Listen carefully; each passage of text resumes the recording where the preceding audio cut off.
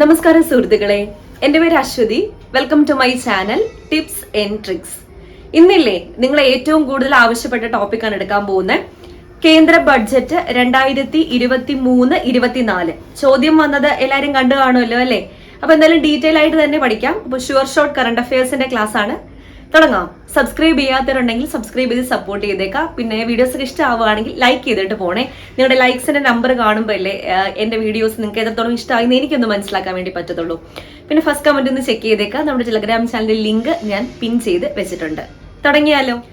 ഇപ്പൊ കേന്ദ്ര ബഡ്ജറ്റ് 2023-24 കേന്ദ്ര ബഡ്ജറ്റ് അവതരിപ്പിച്ച നമ്മുടെ ഇപ്പോഴത്തെ ധനകാര്യ വകുപ്പ് മന്ത്രി ആരാണ്? നിർമ്മല സീതാരാമൻ. നിർമ്മല സീതാരാമനാണ് 2023-24 വർഷത്തെ കേന്ദ്ര ബഡ്ജറ്റ് അവതരിപ്പിച്ചത്. എന്നാ അവതരിപ്പിച്ചേ? 2023 ഫെബ്രുവരി മാസം 1-നാണ് അവതരിപ്പിച്ചത്. 2023 ഫെബ്രുവരി മാസം 1-നാണ് നിർമ്മല സീതാരാമൻ ബഡ്ജറ്റ് അവതരിപ്പിച്ചത്. നിർമ്മല സീതാരാമന് ഒരുപാട് പ്രത്യേകതകളുണ്ട്. എന്തൊക്കെയാ പ്രത്യേകതകൾ? ഏറ്റവും കൂടുതൽ ബഡ്ജറ്റ് അവതരിപ്പിച്ച വനിത എന്ന റെക്കോർഡ് നിർമ്മല സീതാരാമന്റെ പേരിലാണ്. ഏറ്റവും കൂടുതൽ ബഡ്ജറ്റ് അവതരിപ്പിച്ച വനിത, ഏറ്റവും കൂടുതൽ ബഡ്ജറ്റ് അവതരിപ്പിച്ച കേന്ദ്ര ബഡ്ജറ്റ് അവതരിപ്പിച്ച വനിത നിർമ്മല സീതാരാമനാണ്. 4 കേന്ദ്ര ബഡ്ജറ്റുകളാണ് ഇതുവരെ നിർമ്മല സീതാരാമൻ അവതരിപ്പിച്ചിട്ടുള്ളത്. 2019 ബഡ്ജറ്റ് അവതരിപ്പിക്കുമ്പോൾ 2019 നിർമ്മല സീതാരാമൻ ബഡ്ജറ്റ് അവതരിപ്പിക്കുമ്പോൾ സ്വതന്ത്ര ഭാരതത്തിൽ ബഡ്ജറ്റ് അവതരിപ്പിക്കുന്ന 2ാമത്തെ വനിതയായി തീർന്നു നിർമ്മല സീതാരാമൻ. അപ്പൊ 2019 ബഡ്ജറ്റ് അവതരിപ്പിച്ചതോടുകൂടി സ്വതന്ത്ര ഭാരതത്തിൽ കേന്ദ്ര ബഡ്ജറ്റ് അവതരിപ്പിക്കുന്ന 2ാമത്തെ വനിതയാണ് നിർമ്മല സീതാരാമൻ. അപ്പൊ ആദ്യത്തെ വനിത ആരാണ്? നമ്മുടെ മുൻ പ്രധാനമന്ത്രിയായിരുന്ന ഇന്ദിരാഗാന്ധി. ഇന്ദിരാഗാന്ധിയാണ് സ്വതന്ത്ര ഭാരതത്തിൽ ബഡ്ജറ്റ് അവതരിപ്പിക്കുന്ന ആദ്യത്തെ വനിത. 1970-ലാണ് ഇന്ദിരാഗാന്ധി ബഡ്ജറ്റ് അവതരിപ്പിച്ചത്. ഇന്ദിരാഗാന്ധി ഇടവിട്ട് കാലയളവില് ധനകാര്യ മന്ത്രിയായിട്ടും പ്രതിരോധ മന്ത്രിയായിട്ടൊക്കെ സേവനം അനുഷ്ഠിച്ചിട്ടുണ്ട്. അപ്പൊ ധനകാര്യ മന്ത്രിയും പ്രതിരോധ മന്ത്രിയുമാകുന്ന ആദ്യത്തെ വനിത ആരാണെന്ന് ചോദിച്ചാൽ അത് ഇന്ദിരാഗാന്ധിയും.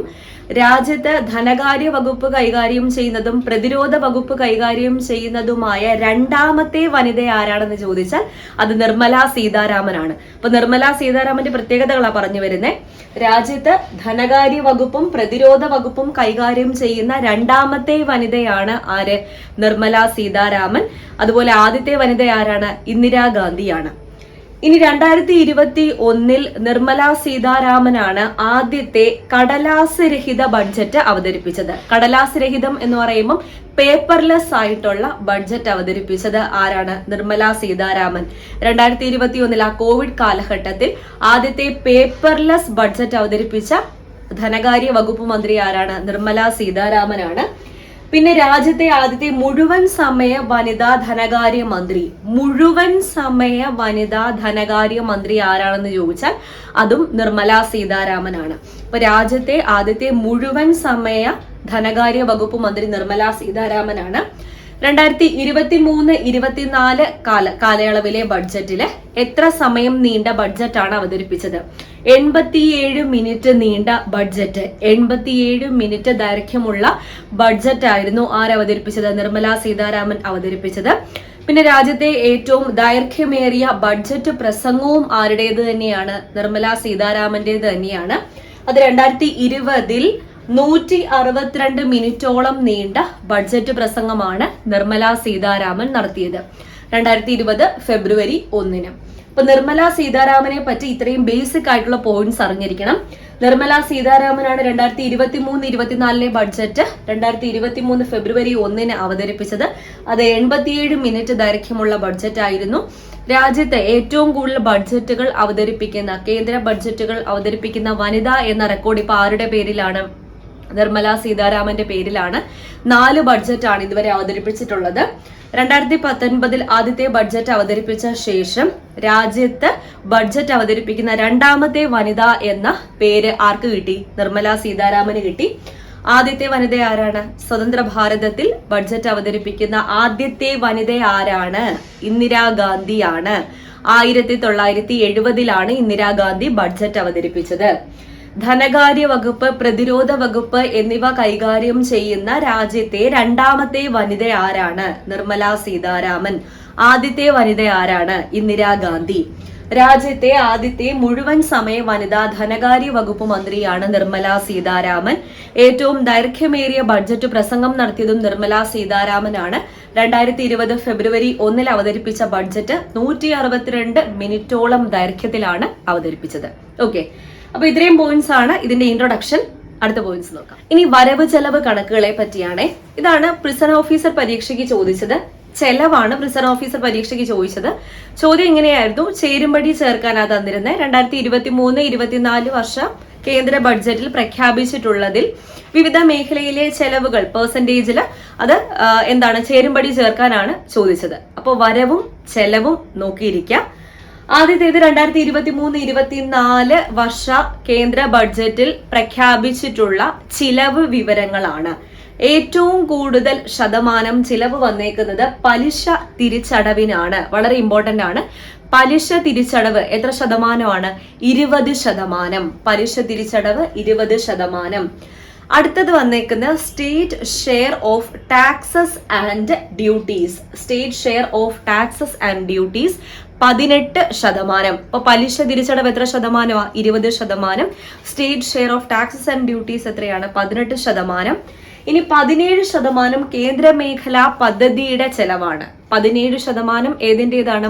കേന്ദ്രമേഖലാ പദ്ധതി. അപ്പൊ 20% പലിശ തിരിച്ചടവ്, 18% state share of taxes and duties, 17% കേന്ദ്രമേഖലാ പദ്ധതി. ഇനി പ്രതിരോധം, ഡിഫൻസിന് വേണ്ടി 8%. പ്രതിരോധം, ഡിഫൻസ് 8%, മറ്റ് ചെലവുകളും 8%. ഇപ്പൊ ഡിഫൻസും മറ്റ് ചെലവുകളും എത്ര ശതമാനം വീതമാണ്? 8%. കേന്ദ്രീകൃത പദ്ധതി 9%. കേന്ദ്രീകൃത പദ്ധതി 9%. സബ്സിഡി 7%. പിന്നെ പെൻഷൻ 4%. പെൻഷൻ 4%. അപ്പൊ ഒന്നുകൂടെ നോക്കാം. പലിശ തിരിച്ചടവ് എത്ര ശതമാനമാണ്? 20%. State share of taxes and duties എത്ര ശതമാനമാണ്? 18. കേന്ദ്രമേഖലാ പദ്ധതി 17. പ്രതിരോധം, ഡിഫൻസ് 8%, മറ്റ് ചെലവുകൾ 8%. കേന്ദ്രീകൃത പദ്ധതി 9%, സബ്സിഡി 7%, പെൻഷൻ 4%. ഇതാണ് ചെലവ് കണക്ക്. ഇനി വരവ് കണക്കെടുത്താൽ GST 17% ഇപ്പൊ GST എത്ര ശതമാനമാണ്? ഏറ്റവും കൂടുതൽ GST ആണ് വരവ്, 17%. 17%.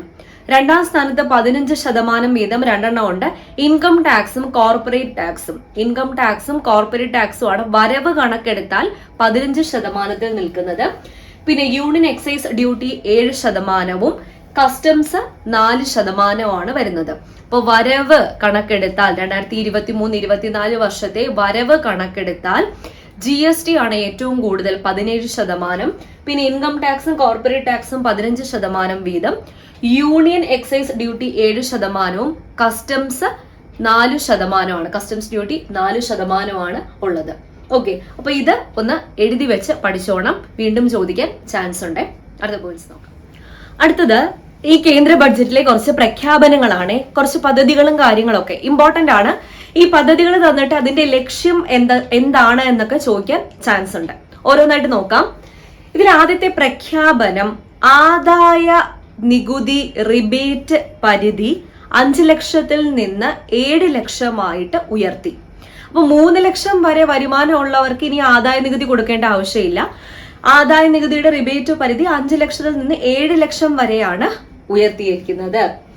ഇനി ഇന്ത്യൻ സമ്പദ് വ്യവസ്ഥ 10ാം സ്ഥാനത്ത് നിന്ന് 5ാം സ്ഥാനത്തിലേക്ക് മാറിയിരിക്കുന്നു. അപ്പൊ ഇന്ത്യൻ സമ്പദ് വ്യവസ്ഥ 10ാം സ്ഥാനത്ത് നിന്ന് 5ാം സ്ഥാനത്തിലേക്ക് മാറിയിരിക്കുന്നു. പിന്നെ ഒരു പദ്ധതിയാണ് പ്രധാനമന്ത്രി കൗശൽ വികാസ് യോജന 4.0. പ്രധാനമന്ത്രി കൗശൽ വികാസ് യോജന 4.0 യുവാക്കൾക്ക് തൊഴിലവസരങ്ങൾ സൃഷ്ടിക്കാൻ വേണ്ടിയിട്ടുള്ള ഒരു പദ്ധതിയാണ്.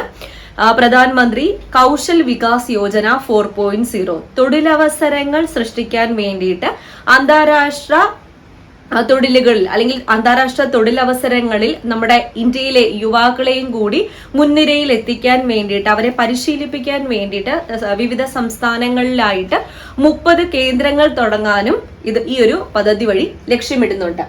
ഇനി അടുത്തത് റെയിൽവേ മേഖലയ്ക്ക് ഏറ്റവും കൂടുതൽ വിഹിതം മാറ്റിവെച്ച ബഡ്ജറ്റ് ആയിരുന്നു 2023-24 ബഡ്ജറ്റ്. ഇതുവരെ അവതരിപ്പിക്കപ്പെട്ട ബഡ്ജറ്റുകളിൽ റെയിൽവേ മേഖലയ്ക്ക് ഏറ്റവും കൂടുതൽ വിഹിതം ലഭിച്ചത് ഈ ഒരു ബഡ്ജറ്റ് വഴിയാണ്. 2.40 ലക്ഷം കോടി രൂപയാണ് റെയിൽവേ മേഖലയ്ക്ക് വേണ്ടിയിട്ട് മാറ്റിവെച്ചിരിക്കുന്നത്. ഇനി അരിവാൾ രോഗമില്ലേ, സിക്കിൾ സെൽ അനീമിയ, അരിവാൾ രോഗം നിർമ്മാർജ്ജനം ചെയ്യാൻ വേണ്ടിയിട്ട് പ്രത്യേക പദ്ധതികൾ ആവിഷ്കരിക്കുകയാണ് ഈ ഒരു ബഡ്ജറ്റ് വഴി. അങ്ങനെ 2047 അരിവാൾ രോഗം പൂർണ്ണമായിട്ടും നിർമ്മാർജ്ജനം ചെയ്യാൻ വേണ്ടിയിട്ടും പദ്ധതിയിടുന്നുണ്ട്. അടുത്തത് പ്രധാനമന്ത്രി ഗരീബ് കല്യാൺ അന്ന യോജന 1 വർഷത്തേക്ക് കൂടി നീട്ടിയിട്ടുണ്ട്. എന്താണ് ഈ പ്രധാനമന്ത്രി ഗരീബ് കല്യാൺ അന്ന യോജന? അന്ന യോജന എന്ന് പറയുമ്പോൾ തന്നെ ഭക്ഷ്യധാന്യത്തിന് വേണ്ടിയിട്ടുള്ള ഒരു പദ്ധതിയാണ്. 81 കോടി ജനങ്ങൾക്ക് പ്രതിമാസം 5 കിലോ സൗജന്യ ഭക്ഷ്യധാന്യങ്ങൾ നൽകുന്ന ഒരു പദ്ധതിയാണ് ഗരീബ് കല്യാൺ അന്ന യോജന. PM പ്രധാനമന്ത്രി ഗരീബ് കല്യാൺ അന്ന യോജന വഴി 81 കോടി ജനങ്ങൾക്ക് പ്രതിമാസം 5 കിലോ ഭക്ഷ്യധാന്യങ്ങൾ സൗജന്യമായി നൽകുന്ന പദ്ധതിയാണ്. ഇത് 1 വർഷം കൂടി നീട്ടിയിട്ടുണ്ട്. ഓക്കെ, ഇത്രയും പോയിന്റ്സ് ക്ലിയർ അല്ലേ? അടുത്തൊരു പദ്ധതിയാണ് മഹിളാ സമ്മാൻ സേവിംഗ് സർട്ടിഫിക്കറ്റ്. ഈ മഹിളാ സമ്മാൻ സേവിംഗ് സർട്ടിഫിക്കറ്റ് എന്നത് വനിതകൾക്കും കുട്ടികൾക്കും വേണ്ടിയിട്ടുള്ള ഒരു പുതിയ ചെറുകിട സമ്പാദ്യ പദ്ധതിയാണ്. ചെറുകിട സമ്പാദ്യ പദ്ധതി. ഈ ഒരു സമ്പാദ്യ പദ്ധതിയിൽ 2 വർഷത്തേക്ക് 7.5% പലിശയായിരിക്കും കിട്ടുന്നത്. അപ്പൊ ചെറുകിട സമ്പാദ്യ പദ്ധതിയാണ്, സേവിങ്സ് പദ്ധതിയാണ് മഹിളാ സമ്മാൻ സേവിംഗ് സർട്ടിഫിക്കറ്റ്. വനിതകൾക്കും കുട്ടികൾക്കും വേണ്ടിയിട്ടുള്ളത് 2 വർഷത്തേക്ക് 7.5% പലിശയായിരിക്കും ലഭിക്കുന്നത്. ഇനി ഐഗോഡ് കർമ്മയോഗി എന്നത് ഒരു ഓൺലൈൻ പരിശീലന പ്ലാറ്റ്ഫോമാണ്. ആർക്ക് വേണ്ടിയിട്ടുള്ളതാ? സർക്കാർ ജീവനക്കാർക്ക് വേണ്ടി. സർക്കാർ ജീവനക്കാരുടെ നൈപുണി അല്ലെങ്കിൽ അവരുടെ വൈദഗ്ധ്യം മെച്ചപ്പെടുത്താൻ വേണ്ടിയിട്ടുള്ള ഒരു ഓൺലൈൻ പരിശീലന പ്ലാറ്റ്ഫോമാണ് ഐഗോഡ് കർമ്മയോഗി എന്ന് പറയുന്ന ഓൺലൈൻ പ്ലാറ്റ്ഫോം. ഇപ്പൊ സർക്കാർ ജീവനക്കാര് ജനങ്ങളുമായിട്ടുള്ള ഇടപെടലുകൾ മെച്ചപ്പെടുത്താനും അവരുടെ വൈദഗ്ധ്യം മെച്ചപ്പെടുത്താനും ഒക്കെ വേണ്ടിയിട്ട് പരിശീലനം നൽകുന്ന ഒരു പ്ലാറ്റ്ഫോമാണ്. ഇത് സജ്ജീകരിക്കാൻ വേണ്ടിയിട്ട് പദ്ധതി ഇട്ടിട്ടുണ്ട്. ഇനി അപ്പർ ഭദ്ര പദ്ധതി എന്ന് പറയുന്നത് കൃഷിയിടങ്ങളിലേക്കും അതുപോലെ കുടിവെള്ളവും ഒക്കെ കൃഷിയിടങ്ങളിലേക്ക് ആവശ്യമായ വെള്ളവും പിന്നെ കുടിവെള്ളത്തിന് ആവശ്യമായിട്ടുള്ള വെള്ളവും ഒക്കെ ഉറപ്പുവരുത്തുന്ന ഒരു പദ്ധതിയാണ് അപ്പർ ഭദ്ര പദ്ധതി. ഈ ഒരു പദ്ധതിക്ക് വേണ്ടി 5300 കോടി രൂപയുടെ ധനസഹായമാണ് പ്രഖ്യാപിച്ചിരിക്കുന്നത്. അപ്പർ ഭദ്ര ഇത് കുടിവെള്ളത്തിന് വേണ്ടിയിട്ടും കൃഷിയിടങ്ങളിലേക്ക് ആവശ്യമായ ജലം എത്തിക്കുന്നതിന് വേണ്ടിയിട്ടുള്ള ഒരു പദ്ധതിയാണ് അപ്പർ ഭദ്ര പദ്ധതി. ഇനി എൻറ്റിറ്റി ഡിജി ലോക്കർ എന്നത് ഡോക്യുമെന്റ്സ് ഒക്കെ ഓൺലൈനായിട്ട് സേഫ് ആയിട്ട് ട്രാൻസ്ഫർ ചെയ്യാനും അത് സ്റ്റോർ ചെയ്യാനും വേണ്ടിയിട്ട് ഒരു ലോക്കർ സജ്ജീകരിക്കാൻ വേണ്ടി തീരുമാനിച്ചു. അതിന്റെ പേരാണ് എൻറ്റിറ്റി ഡിജി ലോക്കർ സജ്ജീകരിക്കാൻ വേണ്ടി തീരുമാനിച്ചു. ഇത് എന്തിനു വേണ്ടിയിട്ടാണ്? ഡോക്യുമെന്റ്സ് ഒക്കെ സേഫ് ആയിട്ട് ഓൺലൈനായിട്ട് ട്രാൻസ്ഫർ ചെയ്യാനും സ്റ്റോർ ചെയ്യാനും ഒക്കെ വേണ്ടിയിട്ട് സജ്ജീകരിക്കാൻ വേണ്ടി തീരുമാനിച്ചതാണ്. അടുത്തത് ദേഖോ അപ്നാ ദേശ് എന്ന് പറയുമ്പോൾ തന്നെ ടൂറിസം പദ്ധതിയാണ്. പ്രാദേശിക ടൂറിസം വികസനത്തിന് വേണ്ടി ആവിഷ്കരിക്കാൻ തീരുമാനിച്ച ഒരു പദ്ധതിയാണ് ദേഖോ അപ്നാ ദേശ്. അപ്പൊ എൻറ്റിറ്റി ഡിജി ലോക്കർ ഡോക്യുമെന്റ്സ് ഒക്കെ സേഫ് ആയിട്ട് ട്രാൻസ്ഫർ ചെയ്യാൻ വേണ്ടിയിട്ട് സജ്ജീകരിക്കാൻ വേണ്ടി തീരുമാനിച്ചതാണ്. അപ്പർ ഭദ്ര പദ്ധതി എന്ന് പറഞ്ഞാൽ കുടിവെള്ളം അതുപോലെ കൃഷിയിടങ്ങളിലേക്ക് ആവശ്യത്തിന് വെള്ളം എത്തിക്കാൻ വേണ്ടിയിട്ടുള്ള പദ്ധതിയാണ്. ഐഗോഡ് കർമ്മയോഗി എന്നത് സർക്കാർ ജീവനക്കാർക്ക് പരിശീലനം നൽകാൻ വേണ്ടിയിട്ട് സജ്ജീകരിക്കുന്നതാണ്. മഹിളാ സമ്മാൻ സേവിംഗ് സർട്ടിഫിക്കറ്റ് എന്ന് പറയുമ്പോൾ തന്നെ വനിതകൾക്കും കുട്ടികൾക്കും വേണ്ടിയിട്ടുള്ള പുതിയ ചെറുകിട സമ്പാദ്യ പദ്ധതിയാണ്. 2 വർഷത്തേക്ക് 7.5% പലിശയായിരിക്കും നൽകുന്നത്. ഓക്കെ, ഇത്രയും പോയിന്റ്സ് ക്ലിയർ. അടുത്തത് പ്രതിരോധ മേഖലയ്ക്ക് വേണ്ടി മാറ്റിവെച്ച തുക 5.9 ലക്ഷം കോടി രൂപയാണ്. 5.9 ലക്ഷം കോടി രൂപയാണ് പ്രതിരോധ മേഖലയ്ക്ക് വേണ്ടി മാറ്റിവെച്ചത്.